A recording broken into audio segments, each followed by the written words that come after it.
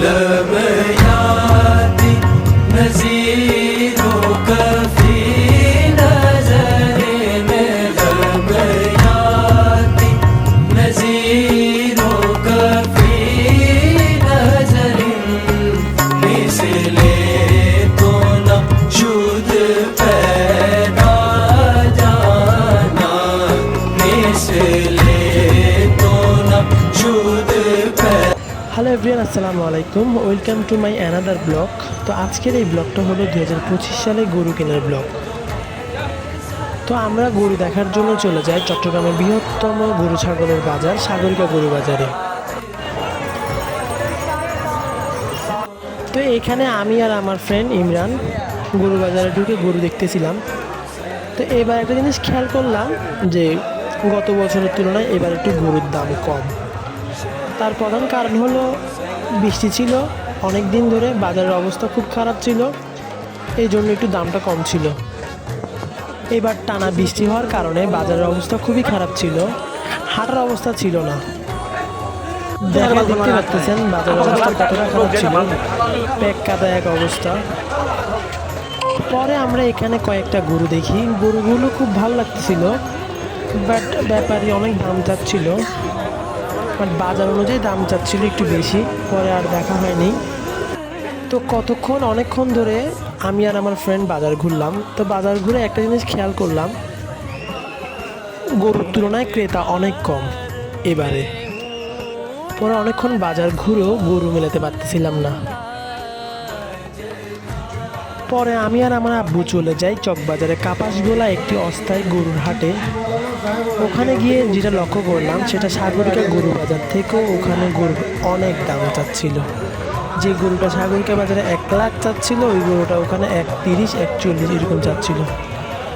পরে বুঝতে পারলাম ওখান থেকে গরু নেওয়া পসিবল হবে না। তাই অনেকক্ষণ ঘোরাঘুরি করে বাসায় চলে আসি। তো পরের দিন রাতে আমরা ফ্রেন্ডরা আবার চলে যাই সাগরিকা গরু বাজারে মা ভাগিনার মাঠে।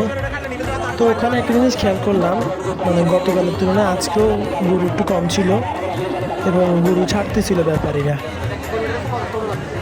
তো এই বাজারে সুন্দর সুন্দর কিছু মহিষ উঠছিল এবং মহিষগুলোর দাম চাচ্ছিল প্রায় 6 লাখ টাকা করে। এবং মহিষগুলো দেখার জন্য অনেক মানুষ ভিড় করতেছিল এবং এই বাজারে অনেক বড় বড় গরু ছিল এবং সবগুলো গরু ছিল বেশিরভাগই ব্রিজ শাহিওয়াল জাতের গরু এবং গরুগুলো খুব সুন্দর ছিল। তো অনেকক্ষণ গরু বাজার ঘোরার পর এখানে খেয়াল করলাম কিছু এগ্রোর গরু ছিল এবং গরুগুলো খুব সুন্দর ছিল।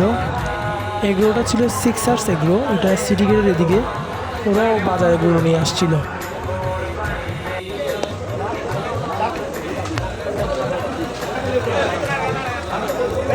তো এখানে সব বড় বড় গরুগুলো ছিল, গরুগুলো দেখতে খুব সুন্দর ছিল, এগ্রোর গরু ছিল, কিন্তু গরুগুলোর দাম অনেক চাচ্ছিল, প্রায় 7 লাখ থেকে 8 লাখ টাকা শুরু করে এরকম দাম চাচ্ছিল।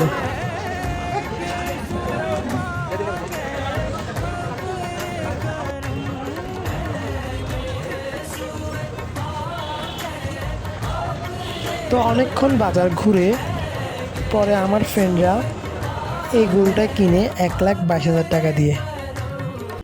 তো গরু বাজারে ফ্রেন্ডরা মিলে আড্ডা দেওয়ার মজাই আলাদা। তো আমরা এই কয়েকদিন গরু বাজারে আড্ডা দিতাম এবং কিছু ছবি টবি তুলতাম। এই ছবিগুলো কিছু কলেজের ফ্রেন্ড, স্কুলের ফ্রেন্ড সবাই একসাথে গরু বাজারে মিলিত হইতাম এবং একজন আরেকজনের সাথে দেখা হতো গরু বাজারেই। তো অনেকক্ষণ আড্ডা মারতাম, গরুর সাথে ছবি টবি তুলতাম।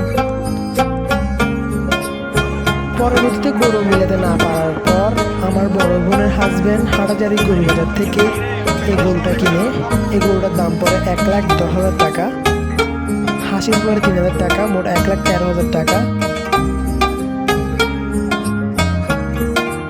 তো এগুলো হলো আমাদের ফ্ল্যাটের অন্যদের গরু। এই গরুটার দাম পড়ে 1 লাখ টাকা, এটাও হাটাজারি থেকে নিয়েছিল, পাশেরটা আমাদেরটা। এবং এই গরুটার দাম পড়ে 1,35,000 টাকা এবং পাশেরটা পড়ে 1,30,000 টাকা। তো যেটা বুঝলাম গতবারের তুলনায় এবার একটু গরুর দাম একটু কম ছিল। তো এই দুইটা গরু আমাদের বাড়িতে নেওয়া হয়। কালো গরুটার দাম পড়ে 2,60,000 টাকা এবং লাল গরুটার দাম পড়ে 1,35,000 টাকা। তো এই এগুলো ছিল আমাদের এলাকার গরু, যাদের গরু রাখার জায়গা ছিল না তারা এখানে সবাই গরু রাখছিল। তো গরুগুলো দেখতে আসছিলাম এবং গরুগুলো খুব সুন্দর ছিল।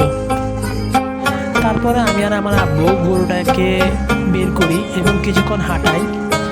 হাঁটানোর পর ওদিন শুক্রবার ছিল, তাই গরুটাকে গোসল করাই। আমি আমার লাইফে এই প্রথম কোনো গরুকে গোসল করাই এবং কোরবানি পশুর মহিমাই আলাদা।